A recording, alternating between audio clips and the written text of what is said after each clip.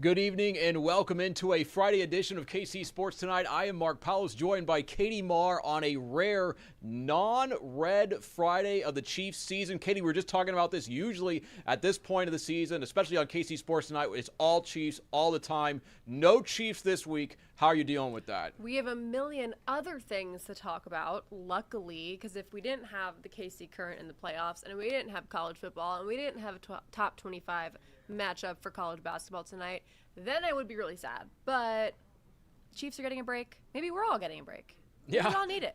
Chiefs are off this week, but boy, just as Katie said, we have so much going on this weekend surrounding our local schools. We're going to start with the biggest matchup tonight. It starts in men's basketball. Battle of the Blue Bloods, number 19 Kansas on the road at number 25 North Carolina. This game is going to tip off in about 29 minutes, actually less than, at the top of the hour, 6 p.m. out there in Chapel Hill, North Carolina. The Jayhawks enter this game as 2.5-point underdogs, but a lot of offense is expected. The over-under set at 159.5 points. Of course, KU's number one recruit, Darren Peterson, coming off a sensational performance in his first game. 21 points in 22 minutes in his debut, but he did have to leave that game due to cramping, which he also had to do against Louisville, and that exhibition, certainly a situation that will need monitored. On the other side, North Carolina, the Tar Heels are 1-0. They beat Central Arkansas in their kind of tune-up game before this one against Kansas. 5 players for North Carolina scored in double figures, led by Caleb Wilson, a 6'10 freshman out of Atlanta, Georgia. He went 8 of 10 from the field. So, Katie, how excited are you from this game? And then, obviously, since it is so early in the season, and obviously these teams will change throughout the year, do you think we're going to learn a lot from today's matchup?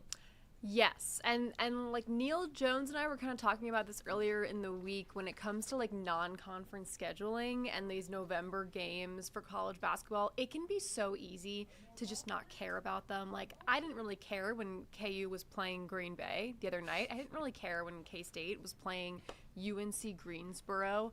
I care about KU and North Carolina playing, so I love when coaches aren't afraid to schedule other Power 4 matchups outside of their conference in November. I think it's cool. It's fun, gets our mind off of football. And I'm excited to see how Darren Peterson does against an opponent that isn't Green Bay.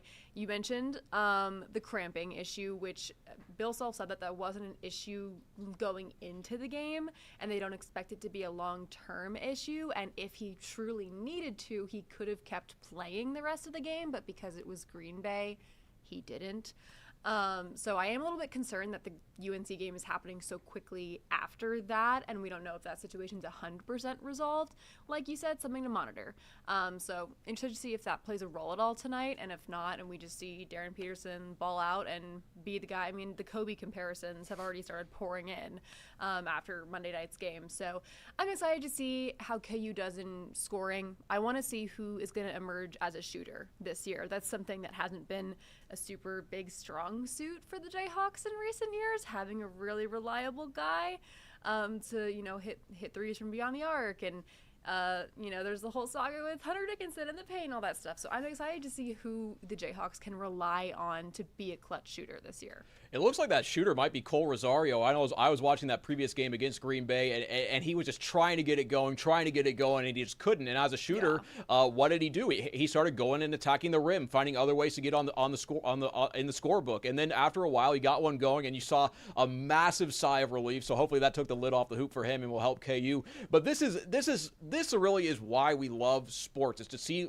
marquee programs, two of the best to ever do it, kind of go at each other. And I love that these two programs, these two schools have scheduled this matchup so early in the season, because just as you said, Katie, so much of these non-conference games, they're just uncompetitive, like they're not interesting. But this is certainly one that's going to get the people going. I know last year I was at the game in Lawrence, and there are people here that had traveled from North Carolina to visit Allen Fieldhouse just for that experience. I'm sure tonight there's people that made the exact same trip the other direction from Lawrence, Kansas, out there to Chapel Hill, North Carolina, to go to the Dean Dome, to watch this game in a historic environment. Very excited to see what happens there. And just as you said, I mean, Darren Peterson, game 1, week 1 against Green Bay, obviously a much lesser opponent, obviously not the caliber of players that he has played against in the past or will play against in the future. But boy, did that eye test look how it's supposed to look. He looked like a future number 1 overall pick. Katie, how exciting was it to see? I mean, Darren Peterson, we've heard a lot of hype but he looked as advertised. What'd you think Yeah. of him? Yeah, like I said, the Kobe comparisons have been like pouring in ever since that night, and they were coming in before, but like since people got to actually watch him in action for the first time, without a doubt, top 3 pick, and he's making his case to be #1 overall. There are a lot of NBA players who have actually been coming out saying like he didn't have to play in college. He could have gone straight to the NBA, honestly. Luckily for the Jayhawks, he did play here in college. I don't think anyone's planning on him being here longer than this year. But another note that I want to add is I think it's so important for college basketball in this day and age, is like everything's changing with the transfer portal and people, are having different feelings about college athletics. I think it's really important to keep blue blood rivalries alive, because when they're all in different conferences, they don't get to play each other every year. But I think it's so important that KU and UNC have agreed to this home and home, and same with Duke and Indiana, if you want to consider them a blue blood. I think it's important for college basketball, so I really like that this is happening, and it's happening early in the season to get people excited and be like, hey, it's not just football going on right now. You got basketball too. Yeah, very exciting. We're going to see what happens up in that one. 6 p.m. tip. We'll have a recap coming up tonight on Friday Night Blitz for you guys. A rare basketball appearance on a football show. All right, staying here we go in college sports. A big weekend of college football here for our teams that we look at here in the KC metro area. Number 1, number 3, Texas A&M going on the road, coming up here to Columbia, Missouri to take on number 22, Missouri. The Tigers, a 2:30 p.m. kick tomorrow in Columbia, Missouri, a 6.5-point home underdog. We do know they will be not, they won't have starting quarterback Bo Pribula. He is out with an ankle injury, but instead they're going to have 4-star freshman, true freshman, Matt Zollers starting at quarterback tomorrow. Katie, Missouri obviously underdogs in this game. I was interested. I saw they open as 4.5-point dogs. It's now moved to 6.5-point underdogs. I'm kind of surprised that they open at 4.5. That's a lot of respect for the Tigers, who aren't going to be without their starting quarterback. But my question is, can Missouri score the upset tomorrow? I think it comes down to how well their defense can contain A&M. Any local fans who know Colin Klein's name know that A&M obviously has a good offense. So I think I think that's the reason why Mizzou came in as not like a huge underdog in terms of the points, because they have a solid defense. And we've seen them hold their own against teams like Bama and Vanderbilt. Even though they didn't win those games, they were still close games, which is why I think the spread isn't exactly big. I think that Missouri will keep it competitive. I'm concerned about the offense's ability to score. I think it comes down to how much they rely on Ahmad Hardy, because I know this kid probably has a lot of talent, but he is still a true freshman making his very first start in college against the number 3 team in the country. So we don't know how he's going to do. And I think you have to establish the run game in this scenario, and you have to get it going. So I think it comes down to how good of a game Ahmad Hardy can have and what the offensive line can do for him, and that also is big in protecting this true freshman quarterback. I mean, Eli Drinkwitz has said a lot about how this kid has an arm talent, and I hope that's true. Like, I hope the Tigers can upset this team tomorrow. But I understand why they're the underdogs in this, even though they're at home. Number 3 team in the nation for a reason. We find out if that's true tomorrow.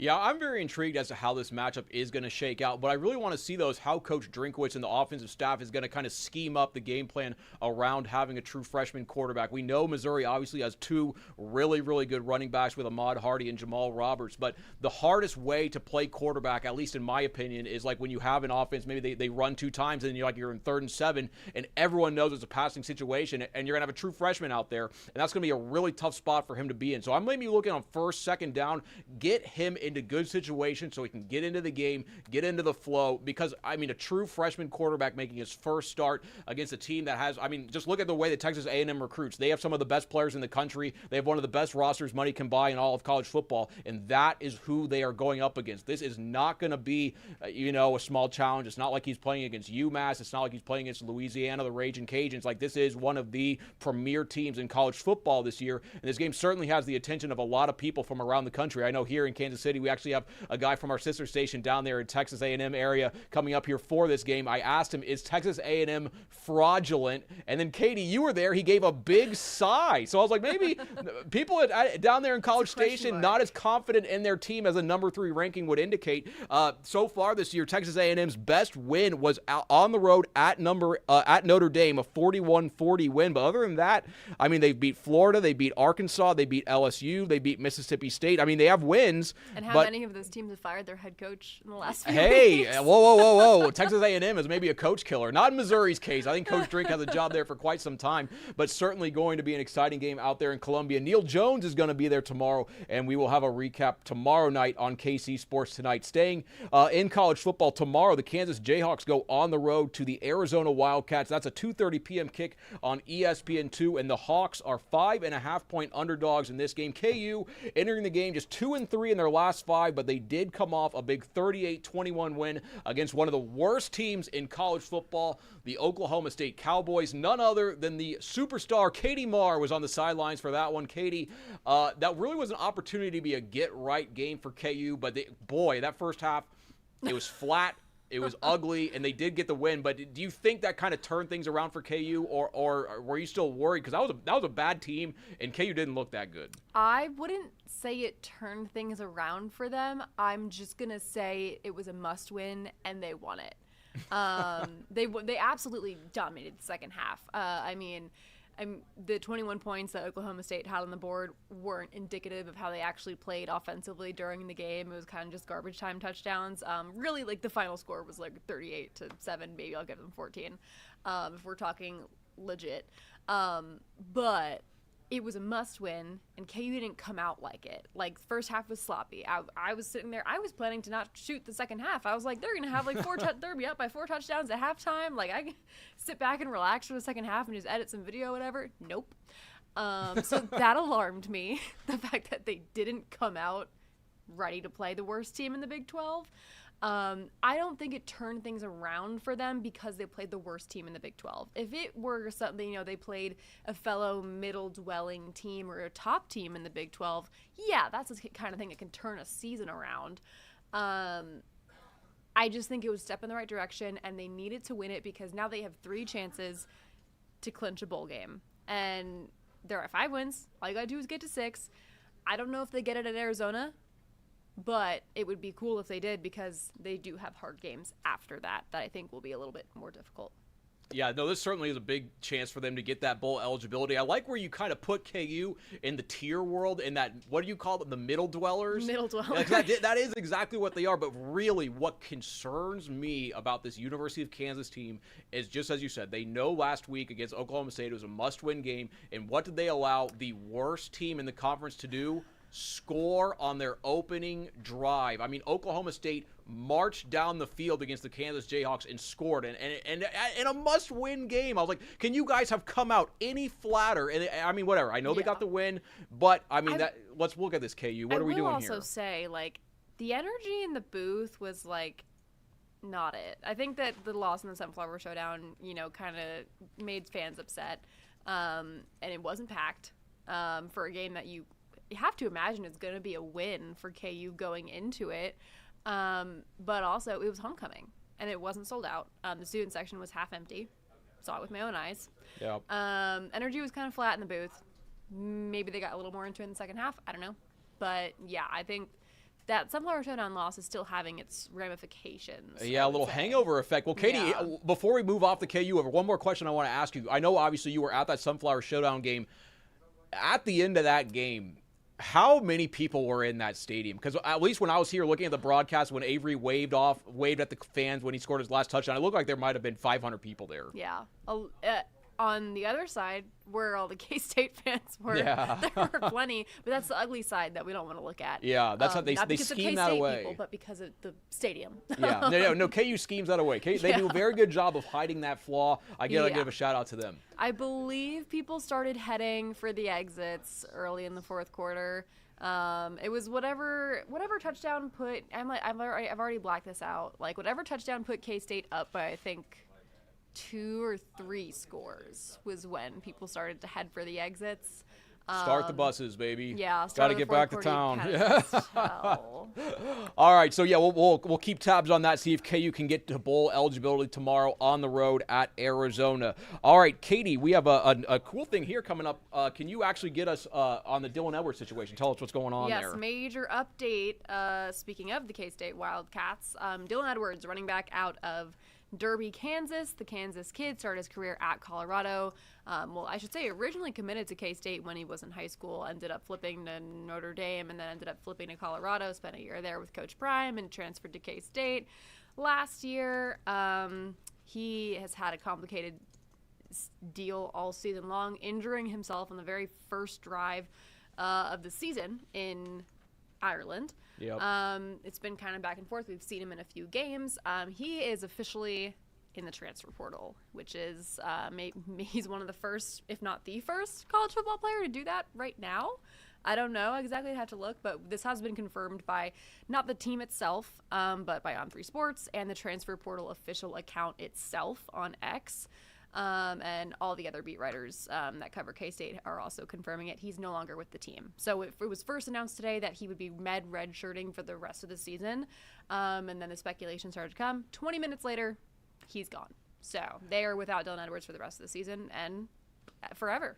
Yeah, there you go. There's the news. Just said you get it from Katie Maher. Big one. Definitely going to be a lot of teams calling him in the transfer portal. Certainly an exciting and dynamic football player. And those don't just grow around everywhere. Like, he's a very good football player. He will have a lot of suitors, even though he has had the injury history and other history that he has had. Just into our newsroom, the great Gabe Swartz brought this over from the digital desk. He's always working. He's always on it. Bobby Witt Jr. just won back-to-back Silver Slugger awards. So he's now won back-to-back Silver Sluggers to go along back-to-back Gold Gloves. He is the 5th shortstop in Major League history with consecutive seasons of winning both Gold Gloves and Silver Sluggers. Think about that, guys. How many players have played shortstop in Major League history? Bobby Witt Jr. is just the 5th one to win back-to-back Gold Gloves and back-to-back Silver Sluggers. All right, well, we're going to talk about this at the end of the show, but we might as well just talk about it now. So the Royals also have hired a new hitting coach who comes he's from right here in town. He's actually from Olathe North High School. He's coming to Kansas City by way of the Milwaukee Brewers. Now, one guy he's not going to have to spend a lot of time with, obviously, is Bobby Witt Jr., the Silver Slugger in the American League at shortstop. But, Katie, to see a guy from Olathe North High School, young guy, 32 years old, so he's younger than me, become not the head hitting coach, but one of the hitting coaches at the Major League level. How cool is this for the Royals to have a hometown guy coaching in their dugout? Yeah, this is now their second hometown guy that's recently joined the team this year, joining Carter Jensen up in there. Oh, don't forget Noah Cameron from St. Joe. And Noah Cameron. Oh, my God. Yes, you're right. So from the same high school as our guys. 10 p.m. producer and 10 p.m. director, both also from St. Joe Central. Shout out, Rhett. No, it's awesome, and it makes it so much easier for people who are from the Kansas City area and love the Royals and love the teams here. It's so much easier to root for these guys when they're local kids. And it's always so heartwarming to see, like, their family coming out and stuff like that. You covered when Carter Jensen got called up, and you talked to his parents, and so it's super cool to see that the Royals don't just care about, yes, they want to win, but they also care about their community. That's the sense that I get from it. Yeah, I mean, he's from Olathe North High School, so from one of the oldest schools there in the city of Olathe. Which, I mean, he's a Kansas City kid through and through, and I assume he obviously cheered on those Royals teams from 2014 and 2015. He played in college right here in the state of Kansas at Neosho CC down there in Chanute. So very cool to see him obviously develop so much in his career as a 32-year-old to become a hitting coach at the Major League level. I mean, there are players on the team that are older than him. He's going to be coaching up Salvador Perez, who I'm sure he loved to watch on TV, who's several years older than him. But hey, hopefully he has, some hitting coaches or some hitting tips. So Connor Dawson, shout out to you, Olathe North High School. Very cool to see you get your job there with the Kansas City Royals. Hopefully you can help the team on offense there. Hey, it's Kauffman Stadium. There's going to be gap-to-gap power, baby, speed and athleticism. All right, but now from the diamond to the pitch we go, where the KC Current are back in action on Sunday. They are in the NWSL quarterfinals taking on Gotham FC. That game kicks off 11:30 a.m. On national TV out there at CPKC Stadium. The Current, though, they've just wrapped up the best regular season in league history. They had more wins than anyone. They had more points than anybody in league history. They had allowed fewer goals than any other team in league history. Katie, however, Timwa Chewinga, a little banged up going into the playoffs. And when you don't have your best player, she's led the league in goals for the past 2 years. Are you worried about that? Because I'm a little worried. Maybe the current they've accomplished a lot of things, but now their top goal scorer is a little banged up. How worried are you about that? I'm worried, a bit. And there were points. I understand they wanted her to win the Golden Boot back to back. There were points where it was like, okay, you've clinched the #1 seed, you've clinched the Shield, you've done all these things and made so much history, and clearly the rest of the team can still get the job done because they still won without Temwa when she was facing injury throughout the latter half of the season. I was like, why is she playing so much? That was my personal opinion. Oh, I heard you saying that in the sports office. I heard you saying that very loudly in the sports office. I think other people shared the opinion as well. But at the same time, I do also understand it's important to the team and probably important to Temwa to be the Golden Boot winner back-to-back and lead the league in goals. It worries me a little bit because I've been at games where Temwa comes in and makes an immediate impact. Like I forget who they were playing, but it was a game just a few weeks ago that I was at, and she didn't start the game, so she wasn't in the first half at all. She started the second half, and 2 minutes in, scored a goal. So she comes in and makes that immediate impact on offense, and they're gonna need that in the playoffs because the playoffs are a different level. The KC Current are already on a different level than the rest of the league. You would think they win this championship, no worries, but it's the playoffs, so other teams are going to come in, bring it up. I would have liked if they rested her a little bit more, but at the same time, I understand why they didn't. But she still did get, some rest here and there. But it does worry me a little bit because, like I said, she makes such an impact immediately, and that's the type of player that wins you a championship. Though I do still believe the rest of the team is perfectly capable of scoring goals and all that. It's just a nice boost to have Temwa. Yeah, it's kind of an interesting question because I was thinking about this just now. I was like, the Current with Timwa Chewinga are the best team in the NWSL, and I don't think anybody would dispute that fact. I don't think other players, other coaches, other fan bases, when the Current are at full strength, they are the best team in the league. But now I was thinking, even if you take Timwa off the Current, I think they're still the best team in the league. Yeah. So, they have a bunch of great players.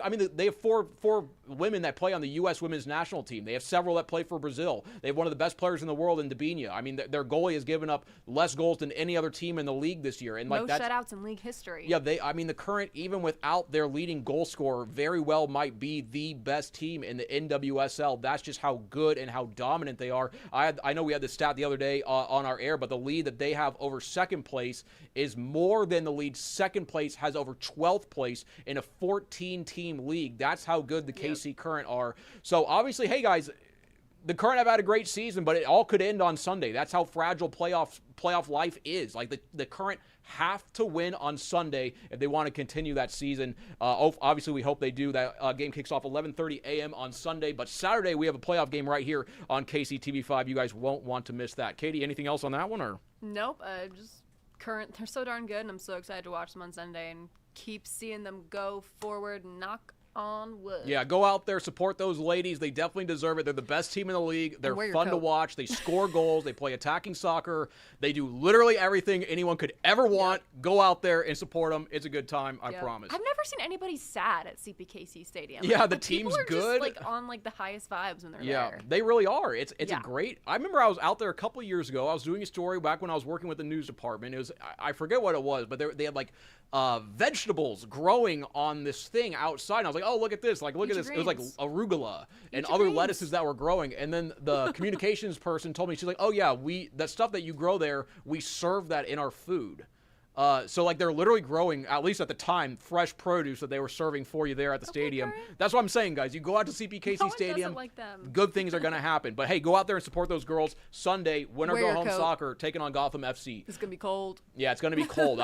We saw Luke Doris, our first 1-5 forecast. Bundle up. It's going to be cold on Sunday, but hey, they're going to need you guys, the 12th man out there. Hey, Vlaco even talked about that. That was our soundbite there at 5 p.m. If you watched our newscast, he talked about how the home field is a fortress and they want to win for their fans. And their fans, make it a raucous environment. So that's your call from Coach. Go out there and do your job. All right, last topic of discussion today. It's week 2 of the high school football playoffs, and we will have that all coming for you tonight on Friday Night Blitz. It's district playoffs right now in Missouri and the regional playoffs in the state of Kansas and Missouri. We have some really good matchups. Our game of the week, top-seeded Blue Springs South Class 6, District 6, taking on rival Blue Springs in a 1-4 matchup. Now, obviously, Blue Springs South 9-0 this year. They've been dominant, but I have heard from some people in the high school football world that Blue Springs South is dealing with some injuries, and this also is a rivalry game. So, guys, boy, anything could happen out there. Neil Jones is going to be out there. Then Katie Maher right here. She's going up to Platte County, taking on St. Pius. The Platte County Pirates once again looking to defend their title. They look so good. When was the last time they lost a football game? It's been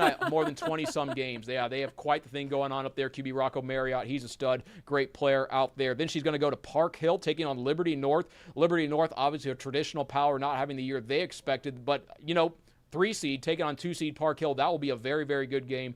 Two great teams from the Northland. Then on the Kansas side of the state line, Matt Nagy's, his son on Blue Valley West, they had a big upset last week against Shawnee Mission East. So what does that get them? A date with 4-seed Olathe Northwest in the 6A East bracket.